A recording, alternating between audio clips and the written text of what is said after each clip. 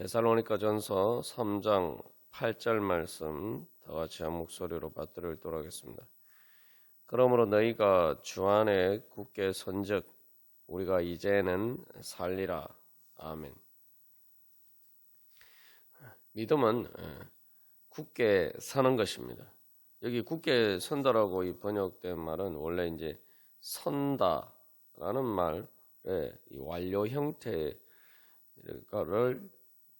에서 만들어진 단어입니다. 그러니까 완료 형태라는 것이 과거에 섰는데 그 섰는 상태가 계속 이제 지속이 되는 것을 의미하죠. 그래서 굳게 선다는 건 말 그대로 과거에 이렇게 서 있었는데 계속 그렇게 서 있는 것을 이야기합니다. 그러니까 흔들리지 않고 계속 그렇게 굳게 서 있는 것이죠. 그렇기 때문에 이것은 이제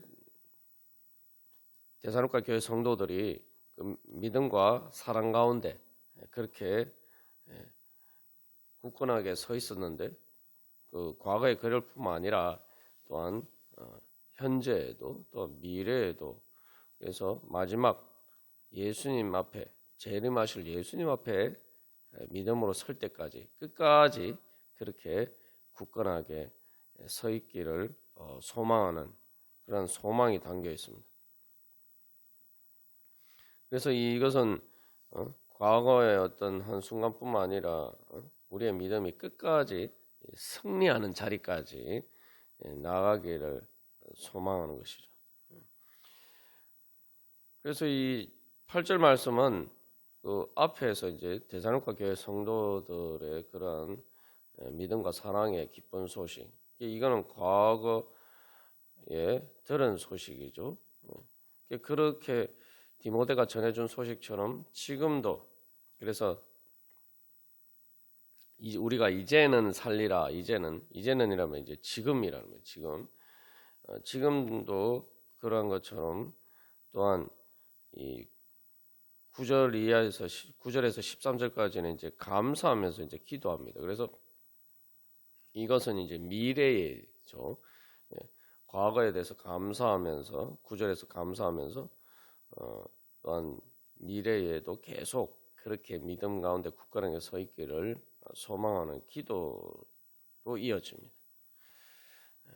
그래서 우리의 믿음이라는 것이 바로 그렇게 흔들리지 않고 계속 성장하는 가운데 더욱 굳건하게 서 있기를 소망하는 것입니다. 그래서 3장 이제 그 6절 7절에서 이제 과거의 그런 소식, 그리고 8절에서는 현재, 그리고 9절에서 현재의 감사, 10절에서 13절 미래의 길을 향한 소망의 기도, 이렇게 이제 과거, 현재와 미래가 연결이 됩니다.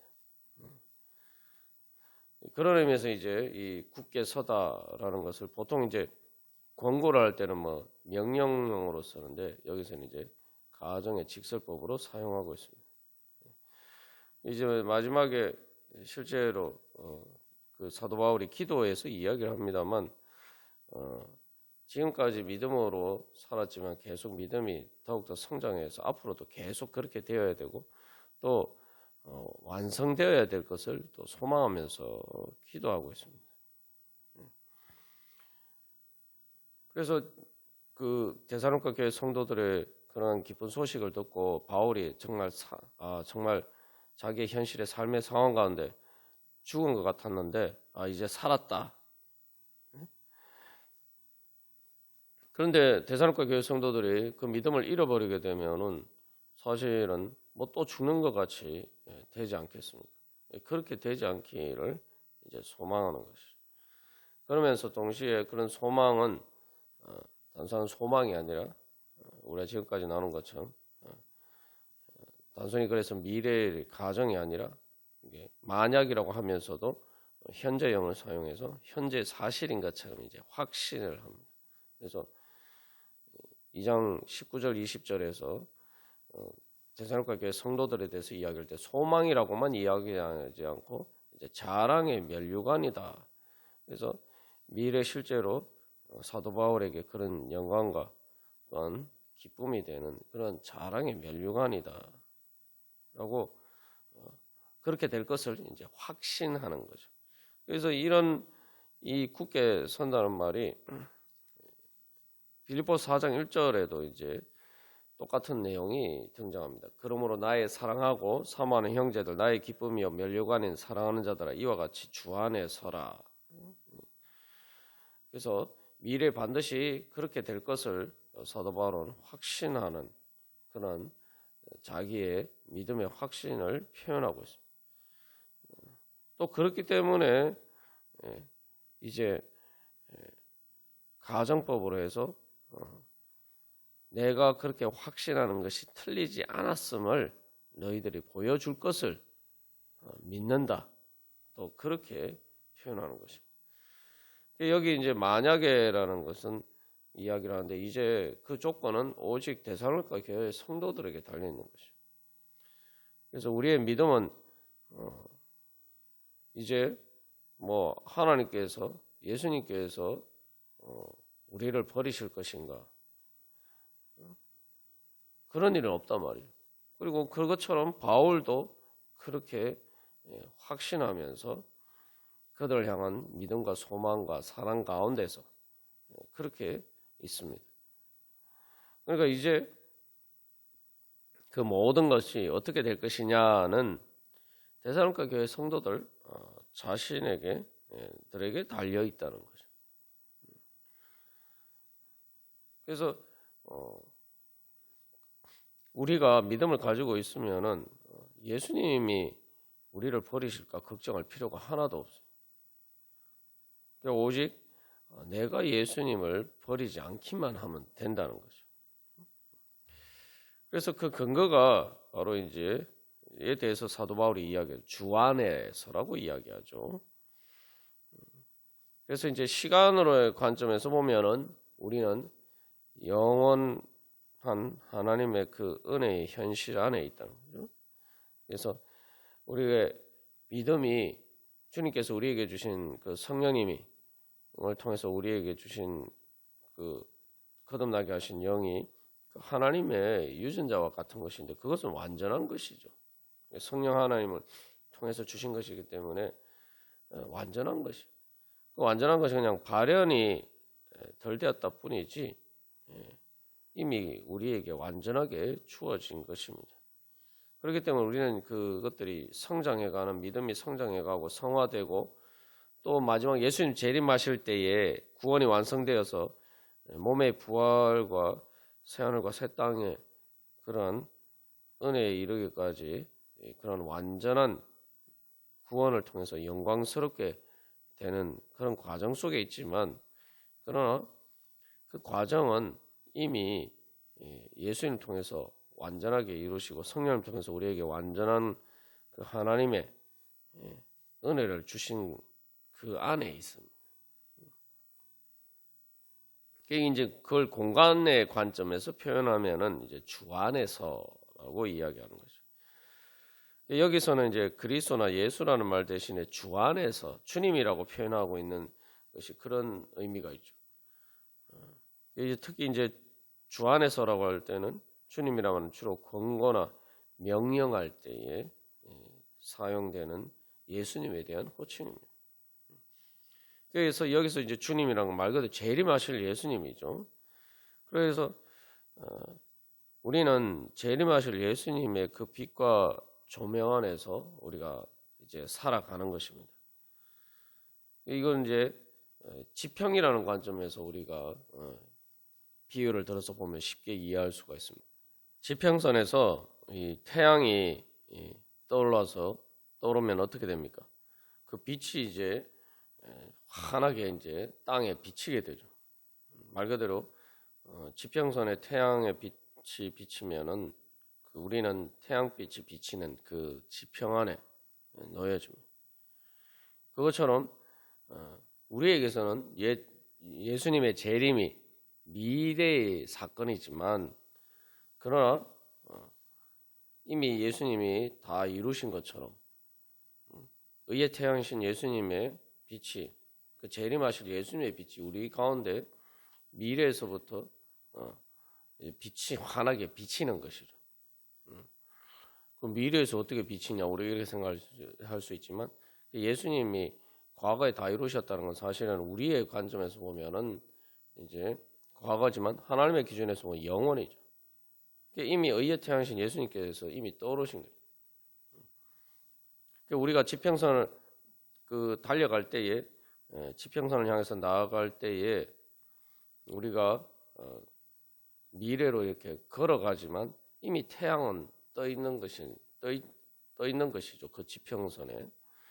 그 빛이 이제 우리에게 또 비치고 우리가 그래서 그 빛 가운데 있는 것처럼 재림하실 예수님의 그 사랑과 은혜의 빛 가운데 우리가 이미 있는 것입니다. 그리고 그 빛이 비친다는 것은 실제로 우리가 이제 걸어서 그 지평선의 어떤 목적지까지 나아가는데 시간이 걸리지만 이미 거기에서 이 비치는 빛이 우리에게 비치면은 그 빛은 그냥 단순히 보는 게 아니죠. 실제로 태양빛에서 그 빛을 통해서 태양의 입자들이 이제 날아와서 그 에너지 그것들이 이제 지구상의 모든 생명체와 존재들의 에너지가 되는 것처럼 그것들이 현실적으로 영향을 미치는 것입니다. 예수님의 재림하실 예수님의 그 빛 가운데 있으면 우리가 그 지평 가운데 있는 것이고 그것은 그 예수님의 빛을 통해서 성령님께서 역사하시는 바로 그 예수님의 능력 안에 우리가 이미 있는 것입니다. 우리는 이미 그 안에 있기 때문에 그 안에 머물러 있기만 하면은 그 인도하심을 받아서 끝까지 굳건하게 설 수 있습니다. 믿음으로 굳건하게 설 수가 있는 것이죠. 그래서 그 힘은 이미 우리에게 작용하고 있는 것이고 재림 때에는 그것들이 완전하게 그냥 나타나는 것뿐입니다. 앞에서 유전자 비유를 든 것처럼 그 유전자가 발현되어서 완전하게 나타나는 것처럼 그런 이제 과정의 가운데 있는 거죠. 그래서 예수님 재림 때에는 예수님의 주권을 인정하지 않고 거부하는 자들도 결국은 그것을 인정할 수밖에 없는 그런 때가 되는 거죠. 완전하게 이제 드러나는 것인데 우리에게 있어서도 우리의 몸의 부활을 통해서 또 우리의 환경까지 다 변하는 것으로 그렇게 이제 완전하게 나타나는 거죠.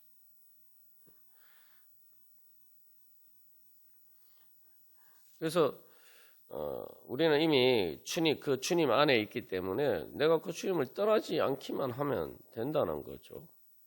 이게 이제 중요한 믿음의 근거입니다. 이거 우리가 지난번에도 이제 예를 한번 들었습니다만 시험과 관련해서 이제 우리가 이미 구원의 방주 비유를 들자면 구원의 방주를 타고 있는 거죠. 그러면은 그 배 안에 내가 배가 풍랑 가운데 흔들리지만 그러나 제자들이 예수님과 함께 그 배를 타고 있었을 때는 그 배가 흔들려도 막 정말 당장에 바다에 빠져 죽을 것처럼 침몰할 것처럼 생각돼서 두려웠지만 그러나 예수님께서 그들 가운데 함께 계셨기 때문에 결국 예수님께서 파도를 꾸짖어 잠잠케 하셨단 말이죠.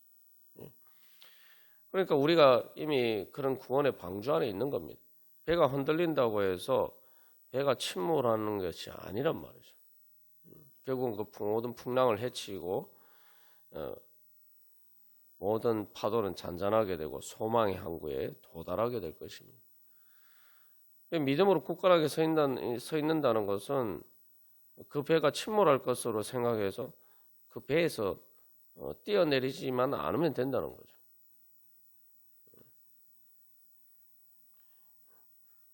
그게 이제 그렇게 한 사람이 있죠. 그 누굽니까? 가룟 유다예요.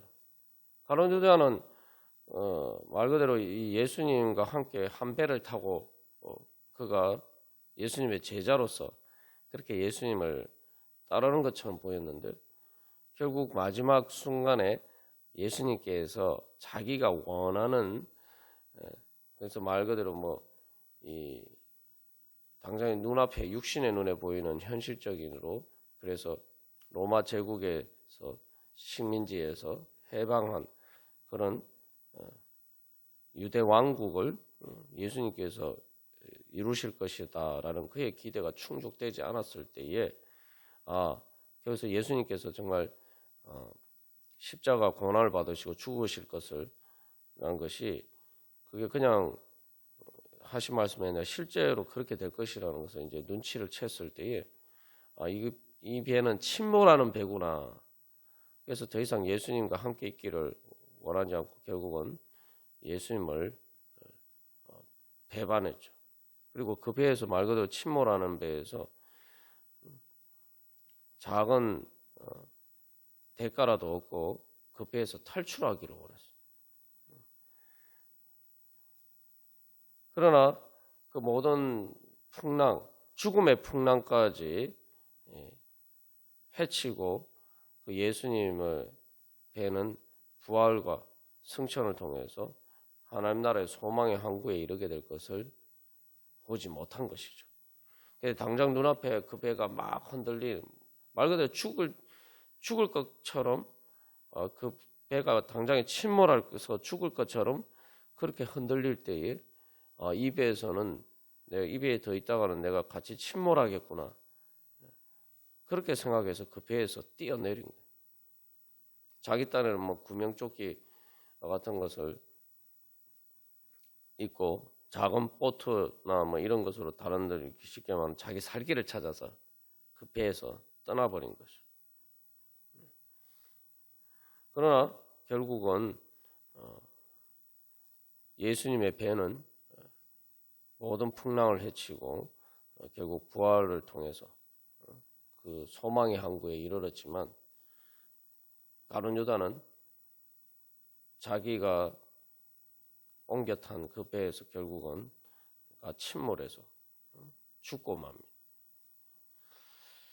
이 사도 바울이 주안의 굳게 선정했는데 앞에서도 7절에서 우리가 모든 궁핍과 환난 가운데서 데살로니가 교회 성도들에 대해서 이야기할 때도 1장 6절에서 많은 환난 가운데서라고 이야기하는데 우리가 그런 믿음이 있어야 돼요. 그래서 제가 이렇게 앞에서 우리가 지금까지 이제 과거, 현재, 미래, 영혼의 관점에서 보고 또 공간의 관점에서 주 안에서 이러한 것을 우리가 아는 것이 바로 믿음이, 그걸 믿는 것이 바로 믿음이.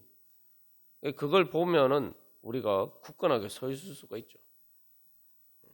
그래서 내가 먼저 그 배에서 뛰어내리지만 않으면은 내가 어떻게든 힘들어도 제자들처럼 물론 우리가 그 풍랑이 일 때에 막 두렵고 또 무서울 수도 있어요.